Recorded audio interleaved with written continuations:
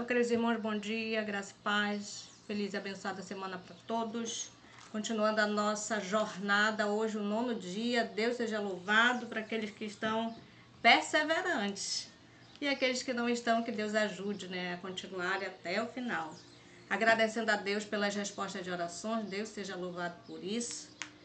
E também por muitas bênçãos que tenho certeza que vamos receber e contar vitórias aqui, muitas vitórias aqui no grupo. Hoje vamos falar sobre a libertação da irreverência. A gente que viaja muito e visita muitas igrejas, a gente vê que tem muita irreverência na igreja. Muita irreverência na igreja. Então hoje vamos falar sobre isso, que Deus venha nos libertar e conscientizar nossos irmãos também, da irreverência que está sendo na igreja, que está acontecendo na igreja, e possamos agir corretamente na presença do Senhor. Conosco está o irmão Nilson, da AMAP. Seja bem-vindo, irmão Nilson. Bom dia. Bom dia mais uma vez a todos. Graça e paz. O tema de hoje é liberto da diferença. E o texto que nós usamos como base para a nossa oração se encontra em Gênesis capítulo 28, versículo 17. Vamos ler de novo. Gênesis 28, capítulo 17. E ele estava temeroso e disse: quão terrível é este lugar! Este não é outro senão a casa de Deus. Esse é o portão do céu. Amém. Irmãos, falar sobre irreverência é um assunto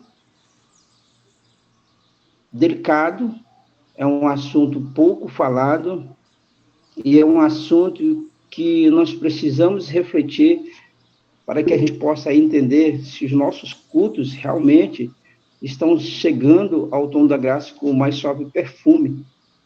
E a igreja, ela é um lugar onde a gente se congrega, é um lugar onde a gente vai para receber as respostas de uma oração, vai para receber a instrução de algum assunto e também para aprender.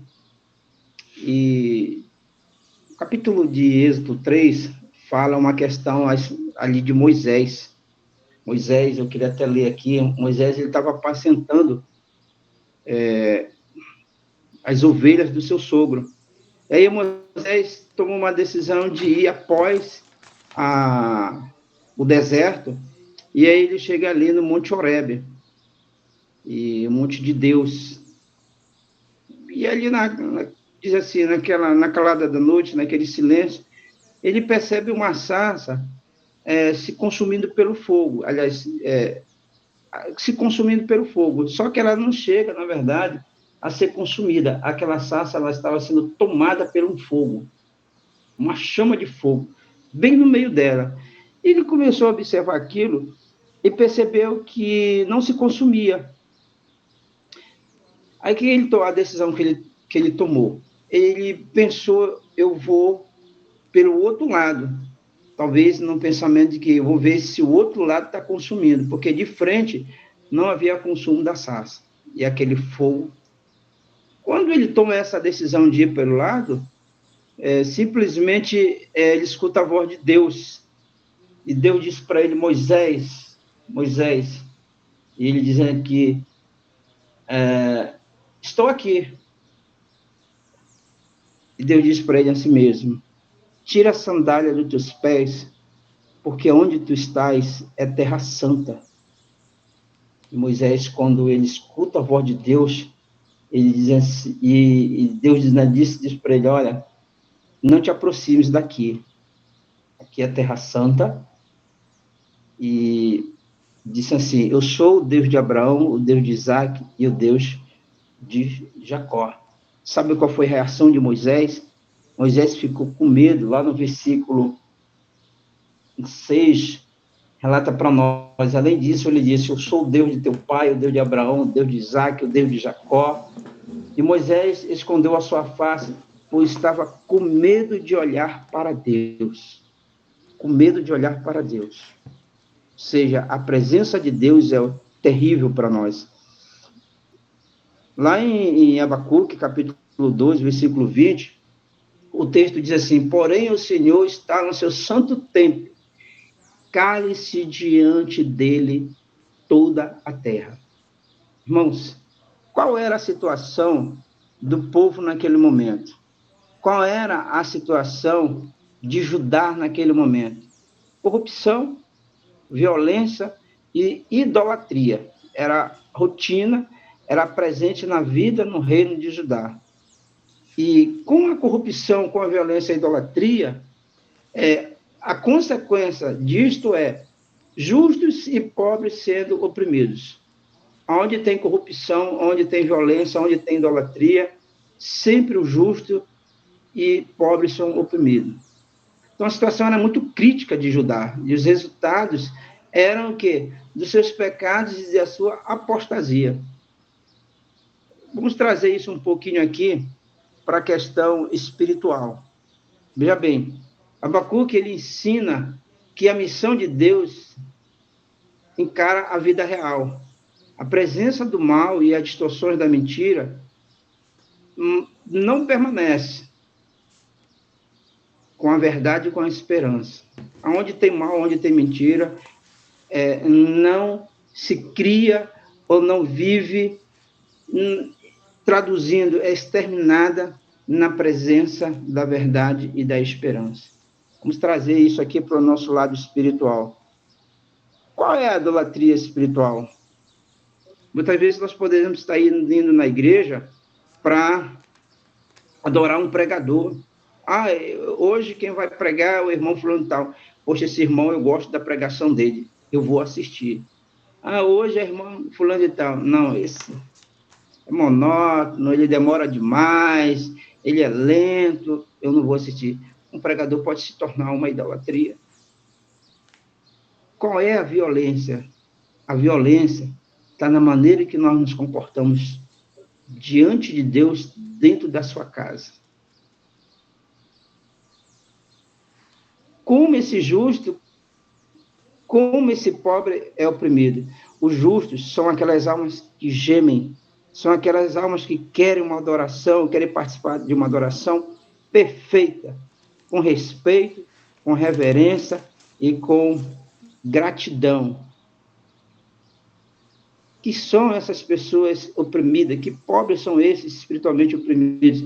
São aqueles que vão à igreja com o sentimento de aprendizado, de conhecer mais desse Deus justo, soberano, de conhecer mais como é que vai ser as mansões celestiais e como nós vamos viver nessas mansões celestiais, de conhecer mais como é que nós vamos conhecer os nossos novos amigos, nossos novos irmãos, visitando esses planetas, de conhecer mais a Cristo e esse amor, essa dedicação, essa bondade, essa misericórdia, deixar o corpo marcado, vivo, para dizer assim, olha, Zacarias fala isso, olha, essas feridas, quando pergunto a ele que você tem no corpo, que são isso? Que marcas são essas? Ele diz, são marcas que eu adquiri brigando pelos meus amigos. Essas pessoas oprimidas, essas pessoas pobres, são pessoas que buscam, não falamos aqui de pobreza material, mas no conhecimento da palavra. São pessoas que buscam essas informações, que buscam estar na presença de Deus e, infelizmente,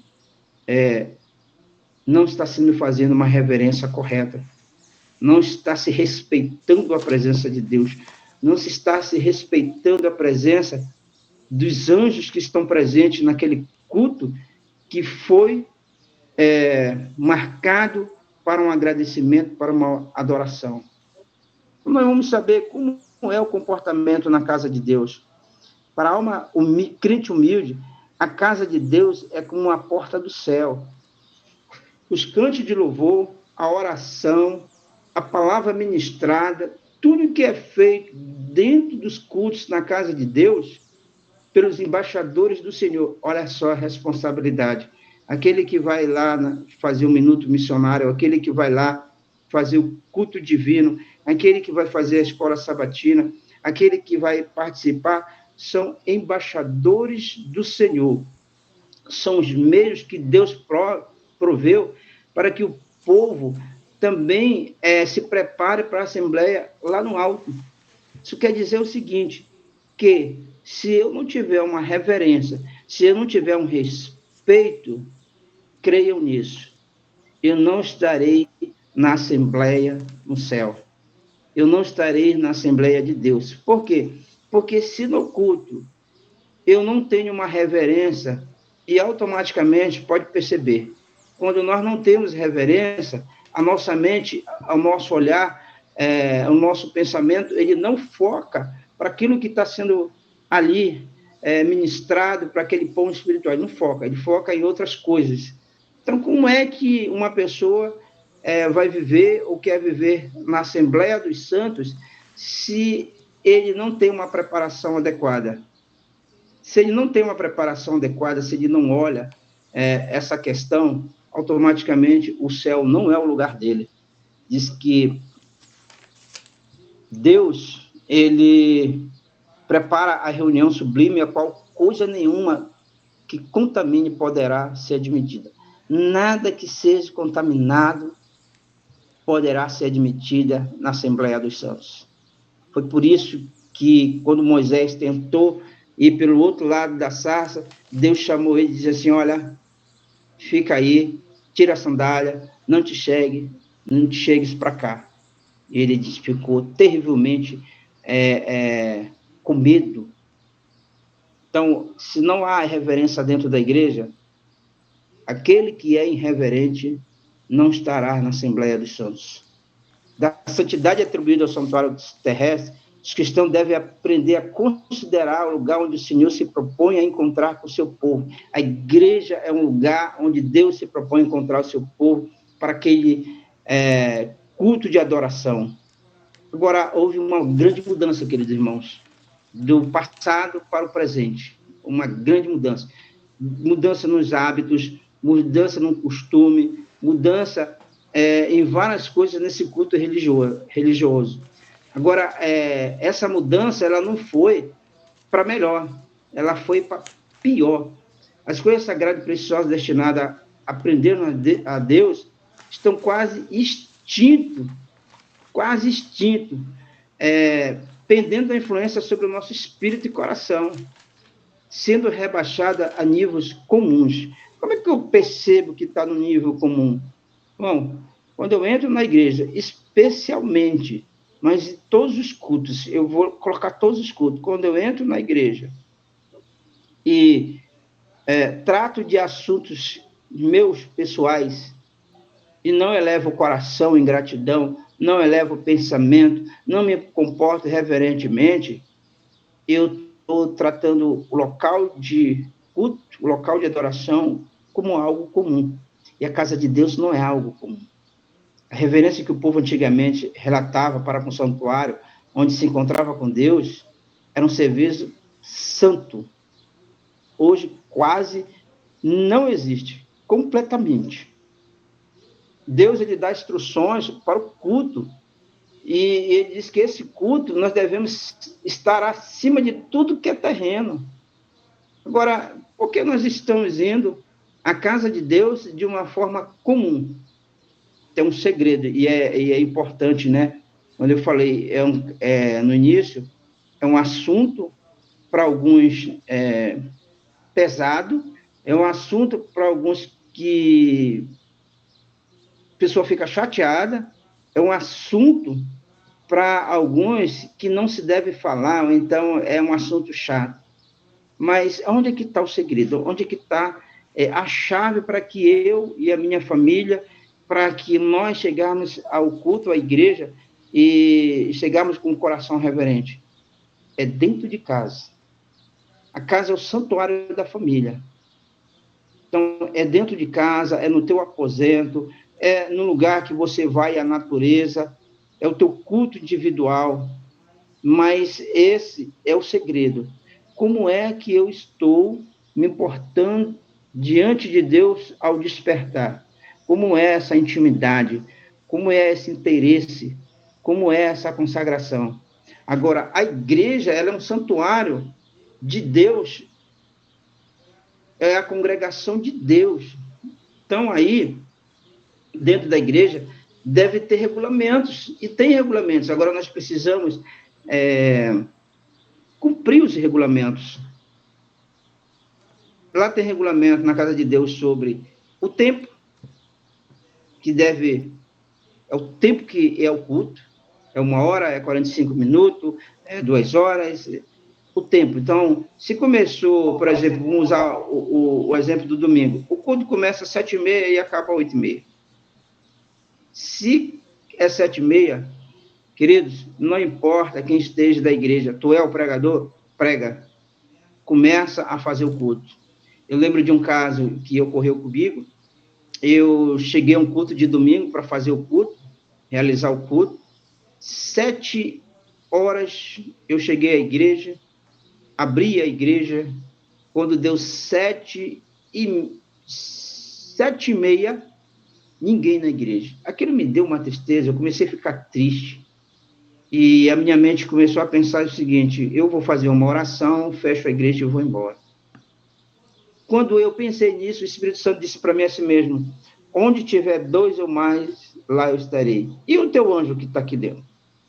Aí eu fui para o púlpito e comecei. Quando eu estava na metade do louvor, entrou um jovem. E aí nós dois dobramos os joelhos, e quando nós levantamos, começou a chegar a outros irmãos.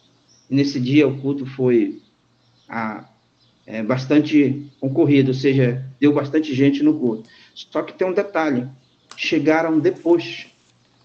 Está completamente errado. O culto é 7h30, é 7h30. Tem pregadores que vai subir ao púlpito, aí porque não tem uma quantidade necessária que ele acha, uma quantidade mínima que ele acha, ele simplesmente fica esperando a boa vontade da igreja chegar para iniciar o culto. Está errado ele e a igreja. Então, tem regulamentos. Nada do que é sagrado, nada que está ligado ao culto divino deve ser tratado com indiferença ou com negligência. Para que os homens possam verdadeiramente glorificar a Deus, importa que em sua associação de ideias façam distinção entre o que é santo e o que é profano. Os amigos já repararam que quando se tem o almoço na igreja, o almoço é um momento de confraternização, é um momento da gente se chegar, é um momento da gente se confraternizar, é um momento da gente se conhecer. Mas o assunto é como vai ser o céu? Como é esse amor? Como é essa misericórdia? Como é que Jesus se colocou à disposição para vir num mundo tão terrível e morrer por nós? Ou seja, assuntos que vai descobrir as nossas raízes e entender Deus como soberano. Mas, infelizmente, ou na maioria das vezes, eu creio,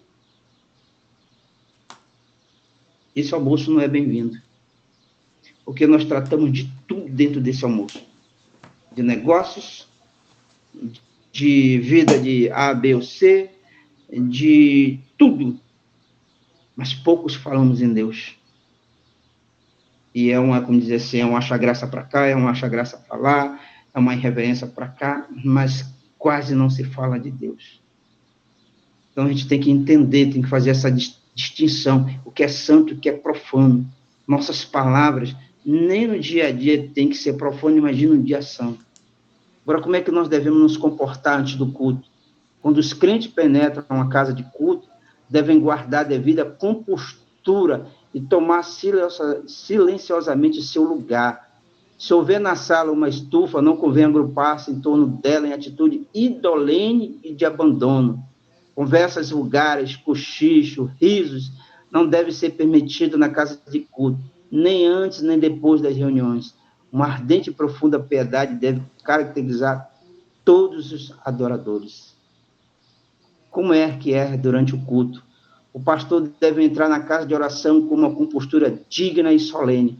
Chegado ao púlpito, deve inclinar-se em silenciosa oração e pedir fervorosamente a assistência de Deus. Que pensão não fará isso? A solenidade se apoderar de toda a congregação. Ao ser aberta a reunião com oração, cada qual deve ajoelhar-se na presença do Altíssimo e elevar o coração a Deus em silenciosa devoção. Ou seja, aquele pastor está orando ali, nós devemos, aquela pessoa que foi escolhida para a oração inicial, nós devemos no nosso coração também depositar as nossas esperanças, confessar os nossos pecados naquele momento e pedir o esvaziamento, pedir o preenchimento com o Espírito Santo, não só nós, mas no pregador, mas a pessoa que está orando. Então, esse tem que ser feito durante o culto.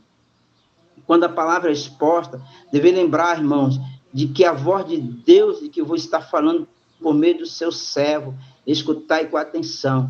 Não dorme na hora, não dormiteis nessa hora, porque assim fazendo é possível escapar-se nesse momento, justamente palavras que mais necessitar naquele momento, que precisa ouvir, palavras que sejam atendidas por vocês. Palavras que nos livram de caminhos errados. Satanás e os anjos estão ativos criando uma espécie de paralisia de sentido. Quando o pregador, a pessoa escolhida, vai preparar o sermão, ele está ali do lado também, olhando o sermão. Mas qual é a estratégia? É para que quando nós chegamos na igreja, ele senta do nosso lado e bota para dormir, bota para conversar, bota para se distrair. Isso são artimanhas satânicas. Então, se você foi ao culto e dormiu, irmãos, na hora que dobrar os joelhos ali no final do culto, pede a Deus, porque isso não é de Deus, isso é satânico, é muito claro. Diz que eles e seus anjos estão ativos, criando uma espécie de paralisia dos sentidos, de modo a não serem ouvidas as admoestações, as advertências, as repreensões, que tem um efeito imediato no coração para transformar a nossa vida. Tem pessoas que não gostam de escutar a advertência. Escuta uma advertência, quando sai do culto, sai arrebentando com a boca, falando mal do pregador. E tem gente que quer só escutar aquilo que vai em contra do seu coração. Aquilo que tem que ir em contra o nosso coração é a vontade de Deus. Nós precisamos exaltar o padrão de cristianismo no espírito dos nossos filhos. Queridos, olha, vou falar uma coisa que eu não, né? Tem muito seleto diz que nós temos que avançar espiritualmente e eliminar o espírito crítico. Criticar sermão, diz-se que o delicado e impressionável espírito da juventude avalia o trabalho dos servos de Deus, pelo mesmo padrão ao qual oferece os pais. Muitos chefes de família, muitos pais, muitas mães, têm o costume de criticar o culto, ou a casa de culto. Eles aprovam poucas coisas e condenam as outras demais. E os filhos estão escutando aquilo ali. Então, hoje nós temos, infelizmente, filhos fora da igreja, e a gente chega e diz, poxa, mas ele foi criado na fé, esse menino desde o ventre, participou da escolinha, foi da classe jovem, mas depois ele resolveu sair. E aí a gente pede oração, e a gente chora, e a gente lamenta, e a maioria das vezes a gente culpa o garoto, mas a palavra de Deus diz que o culpado somos nós, ao sair e criticar o sermão, o pregador. Por quê? Porque não aceitamos, aquilo foi uma advertência. Queridos, advertência é para nos moldar, advertência é para nos preparar. Advertência é uma bênção, porque transforma a gente, se a gente absorver, com uma bênção. Eu fiz um culto na igreja, quando eu me congregava em Belém, eu fui falar sobre perdão. Interessante, o mesmo tema, quando fui convidado, a 4 igrejas da Grande Belém, mesmo sermão, as pessoas agradeceram, mas na igreja onde eu me congregava foi problema. Quando falou em sermão, teve um irmão que não estava gostando, falando de perdão, ele disse, irmão, deixa eu dizer, prova para mim que eu tenho que perdoar quem me ofendeu. Porque a Bíblia não fala sobre isso, mas ele falou assim de uma forma chateada, com raiva, e dando uma pressão no pregador. Irmãos, quer ver um pregador se desequilibrar na linha de raciocínio? dentro do que a palavra está dizendo, é você interferir o culto. Antigamente, o pregador fazia o culto, se você não entendesse alguma coisa, ou se você tivesse uma discordância, alguma coisa, no particular se chamava, poxa, irmão, eu não entendi aquilo aqui, o irmão falou isso aqui, me explica melhor, porque eu não estou entendendo, eu até não concordo. Hoje, o pregador está ministrando a palavra e nós estamos interferindo na pregação. Irmão, é dessa forma mesmo, olha, irmão e tal. Queridos, silêncio, reverência. E aí, antes de eu abrir minha boca, um outro irmão começou a orar o Pai Nosso. E disse assim, o Pai Nosso fala sobre isso, Senhor, perdoa as minhas ofensas, como perdoo a quem me ofende. Então, quando eu sou ofendido, eu tenho que ir lá pedir perdão. Tem vários textos sobre essa questão. E aí eu disse assim mesmo, e ele falando e tal, eu disse, irmão, bora fazer o seguinte, eu vou finalizar o culto, vou fazer uma oração aqui, nós vamos finalizar o culto, e acabou. Eu não consigo mais fazer o sermão. E acabei o culto. Depois, no almoço lá, eu percebi que ele ficou envergonhado e veio falar comigo, porque ele percebeu como Satanás trabalhou na vida dele naquele momento. E aí, aprofundando mais, foi se saber, chegou ao meu conhecimento que ele estava com um problema familiar. Toda pessoa com problema familiar dá problema. Queridos, diz que os filhos, eles observam tudo isso. E muitos filhos, ou a maioria dos nossos filhos, estão fora da igreja, porque na mesa do almoço, no sábado, eu critiquei, eu nem comi direito, falei tudo que não prestava, falei da vida, da família, do comportamento desse pregador para minha esposa, ou vice-versa, o menino está sentado escutando tudo isso. E me disse assim, essa igreja? Não tem como. Somos depositários de uma verdade sagrada, difícil e santificadora. Os nossos hábitos e práticas não se coadunarem com a mesma, pecamos contra uma grande luz. Olha essa palavra, testemunho seleto. É um fato deplorável que a reverência pela casa de Deus esteja quase extinta. Eu vou ler de novo para concluir. É um fato deplorável que a reverência pela casa de Deus esteja quase extinta. É deplorável. Deplorável. Vou ler de novo. É um fato deplorável que a reverência pela casa de Deus esteja quase extinta. É triste isso. Felizmente, dentro dessa infelicidade, diz assim, quase extinta. Ou seja, temos tempos de melhorar a nossa adoração e devemos melhorar a nossa adoração. E se a gente entrar no cotidiano, queridos, nós vamos ficar da mesma forma. Se a gente não reprimir em nossa mente com oração o nosso comportamento, a gente vai achar que tudo é normal. Eu lembro de quando, há 20 anos atrás, uma semana de interessado, uma semana de visitação à igreja, interessado por essa fé, conferência, e um pastor foi ao público, presidente, e levando o celular e fotografando. Pá, pá, pá, pá, pá, pá. Aquilo foi, assim, para mim, um choque, porque eu venho de uma outra religião em que há reverência. E a gente lembra que quando a gente chegava ali para a missa, havia uma reverência. Não sei como é hoje, mas na minha época, uma reverência para com o padre, para com a missa, os louvores sacros. E hoje a gente, muitos de nós dormimos no culto, e quando termina o culto, a gente vai lá para o púlpito para...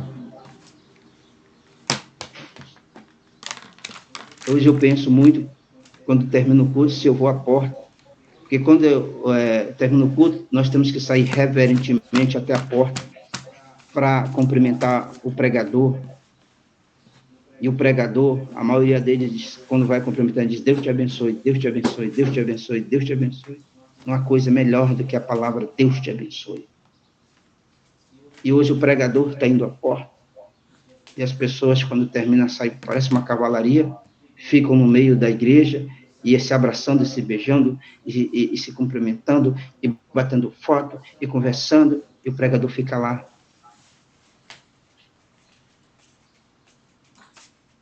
Jacó, quando o capítulo de, se encontra, capítulo 28, não falha a memória, de Gênesis, capítulo 28, conta a história de Jacó. Isaac chama ele, depois de fazer um monte de bobagem, enganar o pai, enganar o irmão. Jacó diz para ele: o que você fez? Você me enganou, você mentiu para o seu irmão. Então ele tinha feito muita bobagem. E aí o pai chama ele e diz assim: olha, eu vou te abençoar. Abençoou ele, diz: aonde ele pisasse seria dele. E disse para ele: escolhe essa mulher, você vai povoar a terra. Tudo que tocar vai ser uma bênção. A igreja é para isso. Nós chegamos na igreja quebrado, destroçado, famílias passando por rupturas, filhos na droga, a gente fazendo coisa que tudo que é errado, e a gente busca uma palavra de conforto. Essa palavra de conforto está na palavra de Deus quando ela é aberta. E aí ele, todo errado, o pai abençoa, né? O pai diz assim para ele: tu já fez a bobagem, agora eu vou pedir a Deus que te abençoe. Ele ora por ele e diz para ele: seja frutífero. E aí ele vai embora. O pai poderia muito bem dizer para ele: vai-te embora da minha casa que eu não te quero mais, você me envergonhou, a partir de hoje tu não é meu filho, você é uma decepção para a família, eu não quero, risca o meu nome, meu sobrenome do teu nome. Não, ele diz assim: te arrepende que você fez um erro, você cometeu um erro, eu vou orar contigo para que você seja curado. Agora você vai ter que partir, mas você vai ser abençoado. E ele vai embora, e chega num lugar, o versículo 16 desse capítulo 28 diz assim: e Jacó despertou do sono, ele chegou num lugar cansado, dormiu. Jacó despertou do seu sono e disse: certamente o Senhor está nesse lugar, e eu não sabia. E ele diz assim: olha, e ele estava temeroso, o versículo 17 diz: quão terrível é esse lugar! Esse não é outro senão a casa de Deus, esse é o portão do céu. E ele acorda, ele pega o travesseiro, ele unge aquele lugar. Aquele lugar, ele diz assim: a casa de Deus é o portão que vai ao céu. Queridos, a igreja é o santuário, é a casa de Deus, é uma mostra de como tem que ser essa reverência, esse culto, essa gratidão diante de Deus, um reino celeste. Que você, que eu, possamos meditar, nós possamos botar o pé na água, e que possamos tomar a decisão, bater de frente com o erro interno, não criticar a igreja, não baixar, como diz assim, desculpa, a porrada no líder, no pastor, no obreiro, porque todos nós estamos na mesma situação. Eu tenho que peitar para que eu possa entender e para que eu entre na casa de Deus com a seguinte situação: com amor para com Deus, reverência para com Deus, gratidão para com Deus, e receber a sua misericórdia. Deus nos abençoe e que possamos entrar na sua casa com referência e com gratidão, e que possamos lutar em oração por essa verdade. Amém?